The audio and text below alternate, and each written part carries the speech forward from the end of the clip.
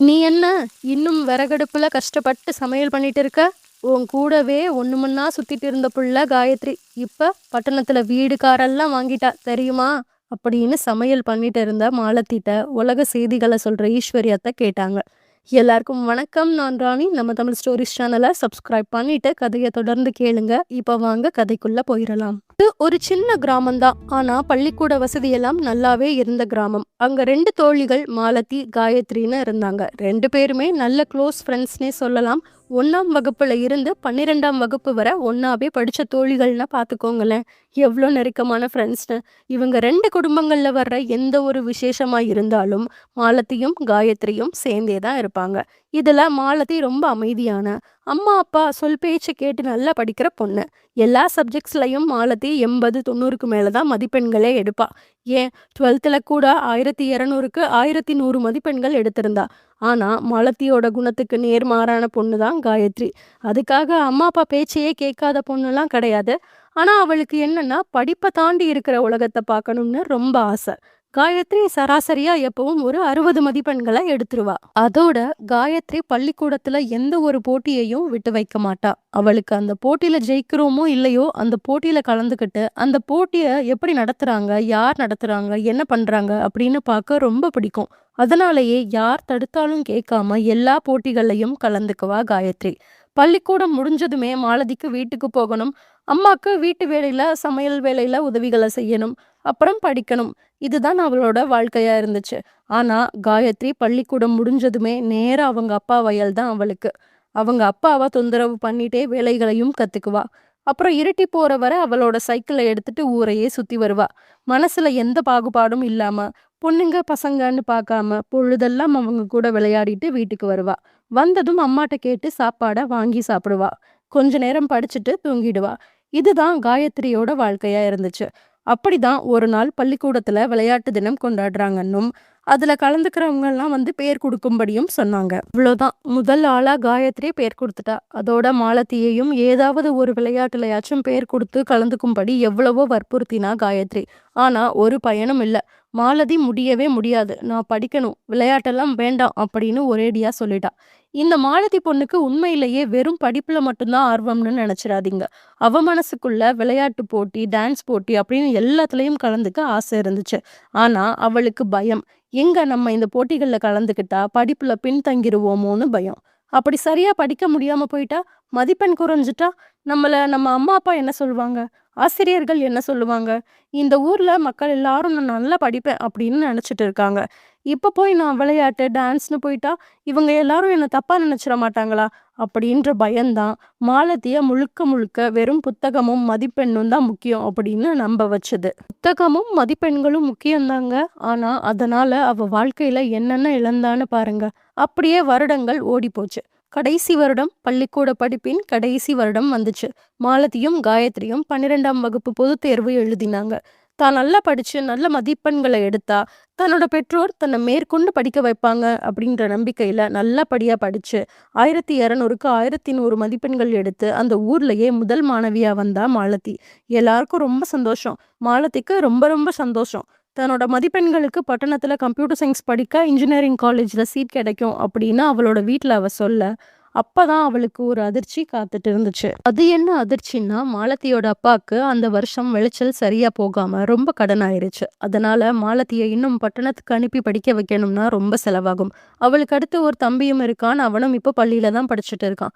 இந்த சூழ்நிலையில தான் அந்த ஊர்லயே 10வது வரை படிச்சுட்டு விவசாயம் பண்ணிட்டு இருந்த 25 வயசு சுந்தரம்ன்ற பையனுக்கு மாலதிய பொண்ணு கேட்டு வந்தாரு அவரோட அப்பா சிவகுமார். வரதட்சணை ஒரு பைசா வேண்டாம், அதோட கல்யாண செலவையும் அவங்களே பண்றதா சொன்னதால மாலதி நம்ம சொன்னா கேட்டுப்பா அப்படின்னு அவட்ட ஒரு வார்த்தை கூட கேட்காம பாக்கு மாத்தி இன்னும் 6 மாசத்துல கல்யாணத்தை வச்சுக்கலாம்னு நிச்சயமும் பண்ணிடுறாங்க மாலதியோட அம்மாவும் அப்பாவும். சின்ன வயசுல இருந்தே அவங்க என்ன நினைப்பாங்க, இவங்க என்ன நினைப்பாங்கன்னு பயந்து பயந்து வாழ்ந்த மாலதிக்கு இப்ப மட்டும் தனக்கு கல்யாணம் பண்ணிக்க துளியும் விருப்பம் இல்லை. தான் மேற்கொண்டு படிக்க தான் ஆசைப்படுறேன் அப்படின்னு சொல்லிட தைரியம் வந்துருமா என்ன? தன்னோட ஆசைகள் எவ்வளவோ நடக்காம போயிருக்கு. இப்ப அதுல இதுவும் ஒண்ணு அப்படின்னு தன்னையும் மீறி வந்த கண்ணீரை யாருக்கும் தெரியாம தொடச்சிட்டு தன்னோட கல்யாண வாழ்க்கைக்கு தயாரானா மாலதி. இந்த பக்கம் காயத்ரி 700 மதிப்பெண்கள் எடுத்திருந்தா. காயத்ரியோட அப்பாவுக்கும் விளைச்சல் சரியில்லாம இருந்துச்சு.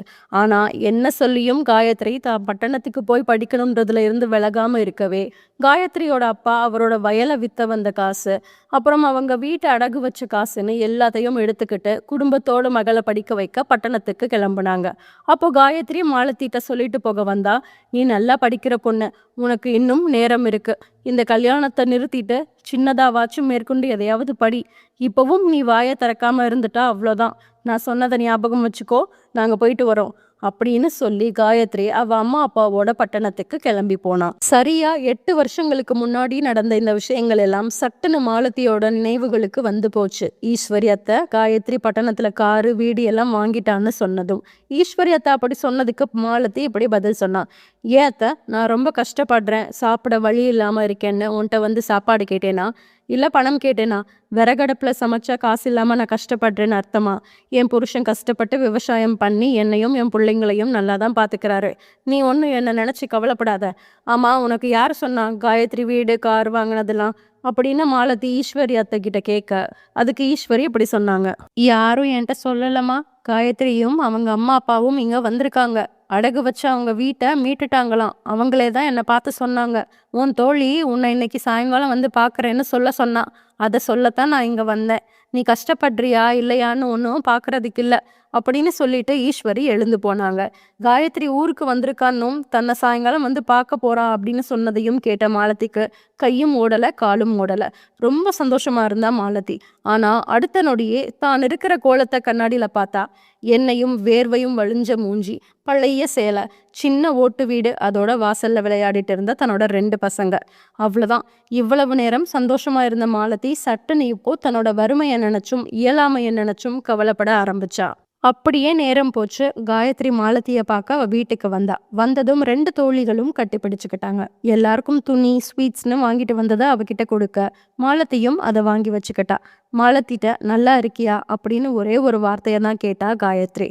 வருஷங்களா தேக்கி வச்ச அழுகையோ என்னவோ தேம்பி தேம்பி அழுக ஆரம்பிச்சா மாலதி. காயத்ரிக்கு ஒரே வருத்தம் ஆயிடுச்சு. என்ன சொல்லி சமாதானம் பண்ணனே அவளுக்கு தெரியல. அப்புறம் தான் நல்லா தான் இருக்கிறதாகவும், சின்ன வயசுல எப்படி இருந்தாலோ அதே மாதிரி வேலைகள், வருமானம், அதே நிலை, அவ்வளோதான் என் வாழ்க்கை, அப்படியே போகுதுன்னு தன்னோட இயலாமைய சொன்னா மாலதி. உடனே காயத்ரிட்ட நீ என்ன பண்ற பட்டணத்துல அப்படின்னு அவ கேட்கவும் ஆரம்பிச்சா. அதுக்கு காயத்ரி இப்படி சொன்னான். நான் அப்பா அம்மா 3 பேரும் சேர்ந்து சிட்டியில இயற்கை விவசாயம் பண்றோம். அங்க இதுக்கு நல்ல வரவேற்பு இருக்கு, நல்லாவும் வருமானம் வருது. அதோட அடுத்த மாசம் எனக்கு கல்யாணம் டி, கண்டிப்பா குடும்பத்தோட எல்லாரும் வந்துடணும் அப்படின்னு பத்திரிக்கையை கொடுத்தா காயத்ரி. அதுல சில காலேஜ் ப்ரௌச்சர்ஸும் இருந்துச்சு. அதை படிச்சு பார்த்தா மாலதி. இதெல்லாம் என்ன அப்படின்னு காயத்ரிட்ட அவ கேட்க, எனக்கு நல்லா தெரியும் உனக்கு இப்போவும் படிக்கணுன்ற ஆசை இருக்குன்னு. இதெல்லாம் சிட்டியில் இருக்கிற பெஸ்ட் காலேஜஸ். நீ இங்கே இருந்தே படிக்கிற மாதிரி டிஸ்டன்ஸ் எஜுகேஷனில் அப்ளை பண்ண. படி, பாஸ் பண்ணு, வேலைக்கு போ, உன்னோட வாழ்க்கையை கொஞ்சமாச்சும் உனக்காக வாழ்ந்துரு அப்படின்னு காயத்ரி சொன்னதும் மாலதி அவளை கட்டி பிடிச்சுக்கிட்டா. எனக்கு என்னவோ மாலதி கண்டிப்பாக காயத்ரியோட அறிவுரையை கேட்டு மேலே படிக்க அப்ளை பண்ணியிருப்பான்னு தோணுது.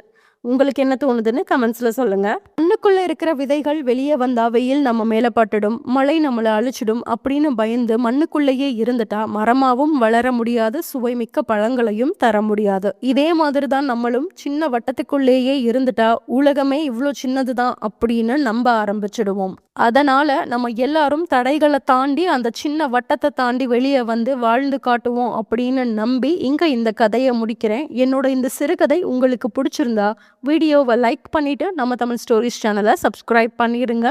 நன்றி, வணக்கம்.